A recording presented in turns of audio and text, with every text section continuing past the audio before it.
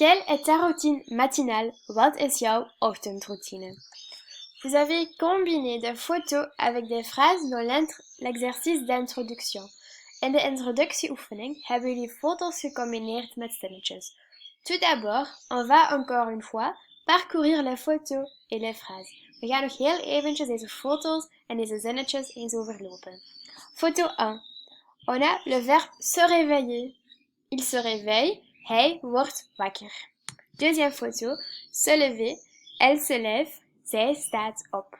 Troisième photo, se doucher, la phrase je me douche, ik douche me. Ensuite, on a se brosser les dents, nous nous brossons les dents, ça veut dire wij poetsen onze tanden. Après, on a se peigner, tu te peignes, jij kamt je, par exemple, tu te peignes les cheveux, jij kamt jouw haren. Et après, on a se maquiller ou elle se maquille, zij maquilleren zich. Les deux dernières photos. On a se raser, il se rase, zij scheren zich. Et s'habiller, vous vous habillez, jullie kleden zich aan. J'ai mis tous les verbes et toutes les phrases dans une grille. Ik heb al deze zinnetjes hier even genoteerd. Les verbes que vous avez vus sont les verbes pronominaux. Het zijn de wederkerende werkwoorden. Je me lave, ik was me. Tu te douches, jij doucht je. Qu'est-ce que c'est maintenant un verbe pronominal? Donc, un verbe pronominal a toujours un pronom réfléchi. Donc, le me, te, ce, nous, vous, ce, c'est un pronom réfléchi, een wederkerend voornaamwoord. Par exemple, je me lave, le pronom réfléchi est me, je me lave. En Nederlands, ik was me. Donc, je me lave, ik was me. Tu te douches, jij doucht je. Donc, si on a la forme je, c'est toujours me. Tu, c'est toujours te. Il, elle, on, c'est toujours ce. Nous, c'est toujours avec nous. Vous, c'est toujours pronom réfléchi vous. Et il ou elle, c'est toujours pronom réfléchi ce.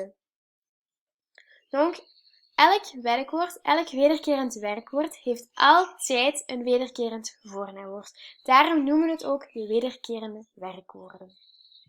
Si on continue, ici j'ai mis quelques phrases. Il se douche, il s'amuse, il s'habille, mais aussi les phrases je m'amuse et tu t'amuses. Mais pourquoi on a parfois se, se, et parfois s apostrophe? Pourquoi? Je vais vous expliquer. Donc, si le verbe commence par une consonne, als het werkwoord begint met een medeklinker, par exemple, il se douche, le D, le verbe commence par un D, on a se. Si le verbe commence par une voyelle, als het werkwoord begint met een klinker A, E, I, U, O, ou Y, ou un H muet, donc s'habille, c'est un H muet, un doffe H, on a toujours S apostrophe, toujours. Mais aussi, je m'amuse. Le verbe commence avec un A, donc c'est M apostrophe. Tu t'amuses, la même chose.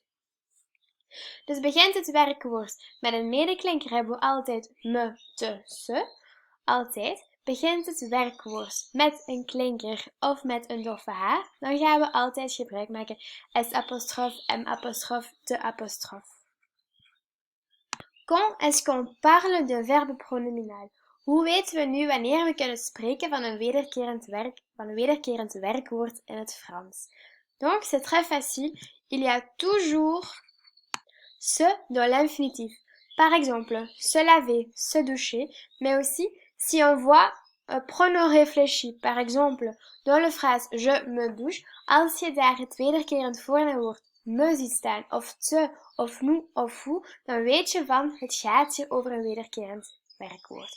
Dus, we spreken van een wederkerend werkwoord als er een se in de infinitief is, of als je ergens het wederkerende voornaamwoord ziet staan. Voilà, je vous ai expliqué les verbes pronominaux. Merci pour écouter.